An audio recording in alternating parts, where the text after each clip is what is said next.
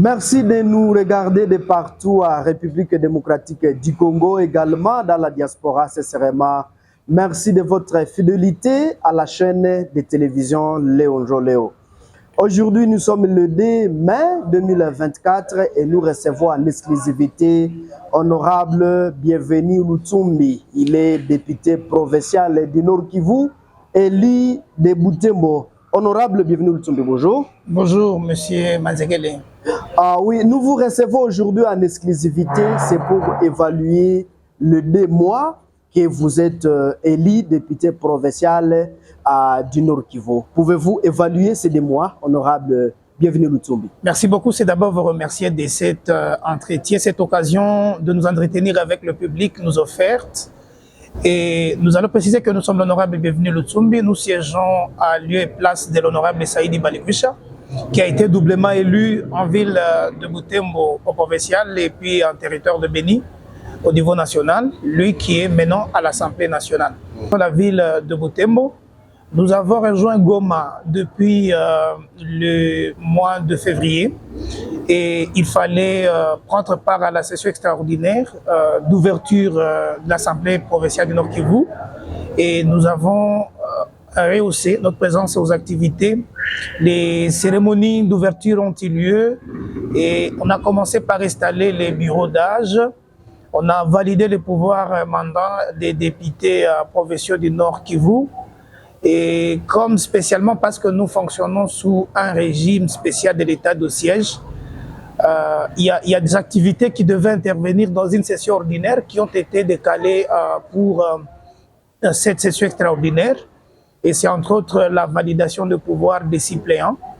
Moi-même, je faisais partie de ces cinq suppléants qui ont été validés. Il y a aussi la reconduction des députés élus de Rutshuru et Masisi de la législature passée, parce que dans ces deux agglomérations, on n'a pas eu des élections suite à la guerre et à l'occupation du M23. Oui, avec vous, monsieur, bienvenue à Lutsumbi. On peut savoir si vous êtes... l'état de siège est-il vraiment un obstacle pour que vous ne puissiez pas travailler et comment? Oui, il faut dire l'état de siège, c'est un obstacle. C'est un obstacle parce que, bon, on l'a attendu tous et on était content de cet état de siège à son arrivée parce que on était face à un réel problème. Il fallait en finir avec la guerre. Et dès lors qu'on est au-delà des années, et que l'état de siège est encore loin d'éradiquer les défis pour lesquels on l'a instauré, alors que nous avons, et les gouverneurs militaires, tous les commandements militaires, les bourgmestres jusqu'au maire, nous estimons que l'état de siège a davantage prouvé que ce n'est pas une solution au problème. Et donc il faut voir les choses autrement. J'estime que remettre les représentants de la population que nous sommes dans leur pouvoir, remettre le pouvoir entre les mains des civils et les militaires à la place où il doit être à la guerre, leur munir de moyens nécessaires pour en finir avec les défis qui est la guerre, l'occupation des terres sous notre territoire, cela pouvait être une solution au problème parce qu'on a compris finalement que l'état de siège ne va pas résoudre ce que nous avons connu comme difficulté. Oui, à un moment donné là, nous avons appris que vous, les députés provinciaux, surtout élus du Nord Kivu, vous avez des difficultés vraiment à prendre ou à recevoir vos émoluments, est-ce vrai? Ça, c'est une réalité parce que normalement, à lire l'ordonnance présidentielle qui institue l'état de siège, il faudrait que les gouvernements provinciaux maintiennent le droit, tous les droits des députés, entre autres les émoluments, la sécurité, ainsi de suite. Ce qui est contraire à tout ce que nous avons vécu à Goma et jusqu'à aujourd'hui. Personnellement, je n'ai vu aucun rang à terme d'émolument d'un député provincial depuis que nous sommes au pouvoir. Et même les fonctionnements, je rappelle que lorsque nous avons commencé, nous étions obligés de contribuer pour valider nos pouvoirs et pour permettre ne fût-ce que le fonctionnement de l'Assemblée provinciale. Et donc c'est une réalité et qui expose, à mon avis, les députés provinciaux. Vous savez que nous approchons les sénatoriales qui sont prévues pour le 26 mai. Il devient complexe de soulever la question comment les députés vont se comporter face à toutes ces sollicitations qui les exposent à la corruption, alors qu'ils sont dans des conditions où ils n'ont rien reçu du gouvernement provincial, depuis qu'ils sont là, alors que les textes sont là et demandent à ce que ce soit les gouvernements provinciaux qui prennent en charge les députés provinciaux. Et donc, vous comprenez que c'est un véritable défi auquel font face les élus provinciaux qui, aujourd'hui, ne savent pas vivre à cause de ces conditions-là. Non, alors, bienvenue Lutsumbi. Disons-nous la vérité, il faut avoir peur aussi de Dieu. Ouais. Vous savez, 2 mois étant que député, est-ce que vous pouvez vivre à Goma sans rien toucher, ne fût-ce que quelque chose, honorable? C'est la vérité. Et ça, c'est exactement la vérité. Parce que moi, depuis que je suis à Goma, je peux témoigner avoir touché 371 000 francs. Donc, vous savez déjà ce que ça signifie. Et cet argent ici, ce sont des frais liés à une mission que j'ai effectuée. Parce que j'étais membre de la commission d'élaboration du règlement d'ordre intérieur. J'ai reçu cet argent parce que je fais 4 jours en train de travailler sur ce projet-là.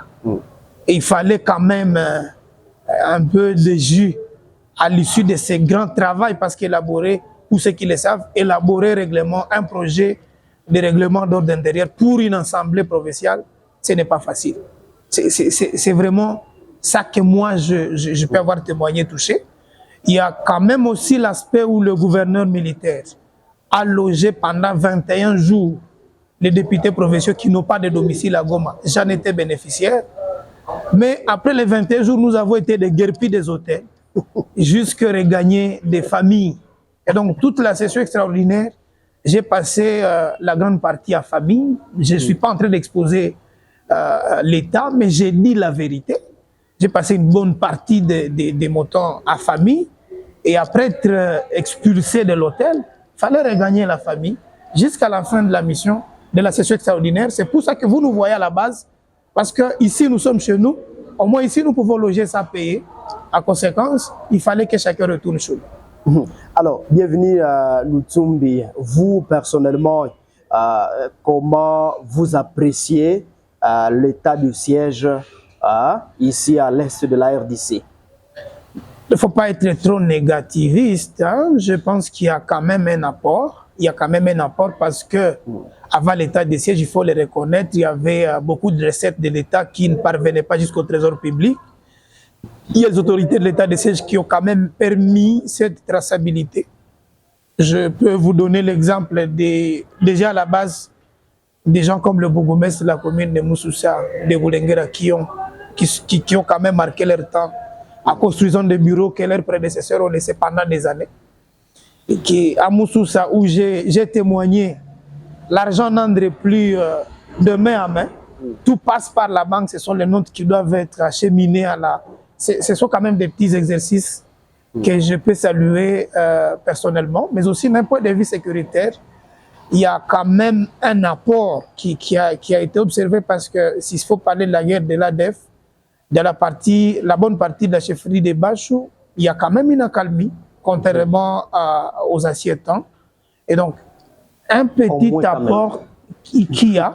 Il y a quand même des routes aussi que le gouverneur militaire est en train de commencer à réhabiliter. Là, peut-être aussi, il faut aller comprendre l'argent vient d'où. Est-ce que toutes les taxes n'ont pas été dilapidées ou nanties? Est-ce que la province n'est pas en train de souffrir parce que tout ça est en train de se réaliser? Mais il y a quand même un petit apport. Il faut reconnaître seulement que l'état de siège a trop duré. Que personnellement, je me dis qu'une proposition de loi émanant de l'Assemblée nationale, des députés nationaux, serait importante sur la limite de l'état de siège. Il faudrait qu'on arrive jusqu'à dire l'état de siège durera 15 jours et ne peut pas se renouveler au-delà de 6 mois. C'est certaines limites de ce genre pourraient permettre à ce que les choses soient faites. Et puis peut-être, pourquoi pas ne pas accepter que sous l'état de siège qui est déclaré sur une agglomération comme une province, l'Assemblée provinciale continue à contrôler les gouvernements militaires. Ce serait important parce qu'aujourd'hui, on ne sait pas dire est-ce que ceux qui sont là sont en train de respecter toutes les procédures de passation de marché public. Est-ce que tout l'argent qui est en train d'être débloqué pour les travaux de routes et autres, est-ce que c'est vrai? Est-ce que si on s'est lancé dans des audits par rapport à ces routes Rwanda, Goma et autres, est-ce qu'on n'a pas exagéré dans ce montant fixé? Donc je pense qu'on peut aller jusqu'à voter des lois qui acceptent un contrôle parlementaire qui soit fait dans le minimum sur le gouvernement militaire. Si l'état de siège était déclenché sur une zone, cela pourrait aussi aider à lever certaines zones d'ombre dans la gestion de la chose publique. Oui, nous sommes en tout cas vers la fin de notre entretien. Je rappelle que vous êtes bienvenu, Lutsumbi, lui député provincial du Nord Kivu de la ville de Butembo. Comment vous analysez la progression des terroristes du M23 qui ne cessent en tout cas d'occuper plusieurs milliers dans les territoires de Rutshuru et Masisi? Je vois les choses autrement parce que l'allure que prenait déjà la guerre du M23 était comme très avancée parce que pour nous qui étions à Goma, ils étaient déjà à la porte de Goma. Et on en attendait déjà parler à Sake, des attaques que subissait Sake en quelques dizaines de kilomètres de la ville de Goma. Et pourtant aujourd'hui, ils ne sont plus à mesure d'approcher Sake parce que les efforts sont en train d'être fournis avec ces collèges d'efforts entre les FRDC et puis les jeunes patriotes d'Iwazalendo. Personnellement, je pense que la rébellion du M23, elle est aussi en train de subir un coup grave parce que l'avancée qu'elle promettait, l'allure qu'elle avait déjà prise n'est plus la même. Donc ici, il y a lieu pour moi, en qualité de député provincial, de remercier tous ces patriotes qui se donnent, mais aussi tous les efforts qui continuent à être fournis. Je pense plutôt qu'il y a à demander plus d'efforts, surtout au niveau commandement, parce que j'ai visité cette zone en 2 reprises. J'ai été à Sake à 2 reprises avec l'honorable Saïdi Balikwisha, à peine que les M23 étaient à la porte de Goma. Le vrai problème s'est réalisé au niveau du commandement. Lorsque vous pouvez trouver des jeunes patriotes qui vous disent que nous n'avons pas de munitions, il faudrait peut-être un traitement pour nous permettre de bien attaquer l'ennemi. Je pense que le gouvernement est en train de travailler là-dessus, mais si on est forcé les efforts là-dessus, je crois qu'il y a lieu d'en finir avec cette guerre. Et c'est possible d'y arriver, parce que vous êtes sans l'ignorer, c'est cette guerre qui a provoqué l'insécurité à Goma. À Goma, on a traversé des moments très compliqués jusqu'à maintenant. Et il y a lieu de rattacher tout ce que Goma traverse avec ces exactions M23, ces sabotages pour créer une méfiance entre la population et son gouvernement. Et je pense que la solution serait de finalement juguler cette crise sécuritaire, en finir avec cette rébellion. On aurait soulagé la zone et permettre à la population de reprendre la vie normale, parce qu'aujourd'hui on est coupé de cette route. Tous les chauffeurs qui fréquentaient la route Butembo-Goma, ils sont à chômage à Butembo aujourd'hui. Il y a beaucoup de commerces qui ont fermé, qui dépendaient de Goma. Il y a beaucoup d'argent que nous faisons entrer et à l'Ouganda et au Rwanda par nos transits, parce que nous-mêmes nous avons transité par le Rwanda et l'Ouganda pour atteindre Butembo. Ça devient complexe. Il y a des visas que nous payons chez eux et au détriment de traverser chez nous calmement. Et même des agences que vous empruntez qui auraient des connotations ougandaises ou je ne sais. Et donc vous comprenez que cette guerre continue, parce qu'elle a déjà commencé depuis longtemps, continue à profiter aux étrangers économiquement, contrairement et au détriment de la population congolaise que nous sommes. Et donc il faudrait finir le plus vite possible pour permettre à ce que Bunagana soit rouverte et que nous traversons par notre frontière. La route Rutshuru soit rouverte, que nous venons par Rutshuru, Kanyabayonga, atteindre notre ville de Butembo. Oui, en tout cas, et sincèrement, nous vous disons merci. Bienvenue, Lutsumbi. Avez-vous un mot, un message en particulier adressé aux jeunes résistants qui ne cessent de combattre pour notre pays, mais également à tous les jeunes qui viennent emboîter l'armée ou les Wazalendo, mais également un petit message au gouvernement congolais? Mon premier message serait de demander d'abord à tous citoyens d'avoir confiance au gouvernement, mais aussi de continuer à espérer. Parce que je sais que le premier ennemi de l'homme, c'est la peur. Et une fois on aura écrasé la foi, si nous perdons la foi que les choses peuvent changer dans ces pays, on aura tout perdu. Et donc il faudrait que les Congolais gardent encore espoir, que les choses pourraient changer, mais que ces acteurs qui vont changer c'est nous tous ensemble, si nous pouvons accepter de nous lier ensemble pour cette mission. Que ceux qui sont en train de se donner militairement continuent à déployer des efforts et que le gouvernement soutienne davantage tous ces vrais patriotes qui sont à la recherche de la paix, mais aussi qui mettent des moyens à la disposition de ceux qui se battent pour la paix et tous ceux qui collaborent afin de récupérer les entités déjà sous l'emprise de l'ennemi, mais aussi permettre à ce que la population puisse reprendre sa vie habituelle. Ce serait ça mon message. En train aussi de chuter, d'adresser tous mes remerciements et mes compliments à la presse, parce que vous le savez, ce 3 mai, c'est aussi la journée de la liberté de la presse qui nous aide aussi dans cette lutte, parce que tous ces messages et toutes ces informations que la presse diffuse concourent à la paix d'une manière ou d'une autre. Et donc chapeau bas aussi à tous les chevaliers de la plume qui se battent jusque même dans des zones très insécurisées afin de donner la bonne information et de permettre que la paix puisse être établie. Oui, sincèrement, bienvenue. Nous vous disons merci d'avoir accepté et surtout volontairement l'invitation sur la chaîne de télévision Léon Joléo. Merci. Nous sommes à la fin de notre entretien avec Bienvenue Lutsumbi, député provincial du Nord Kivu, élu de la ville de Butembo. Si c'est la première fois de nous suivre, ne manquez pas de vous abonner, aimer et partager nos publications. Au revoir.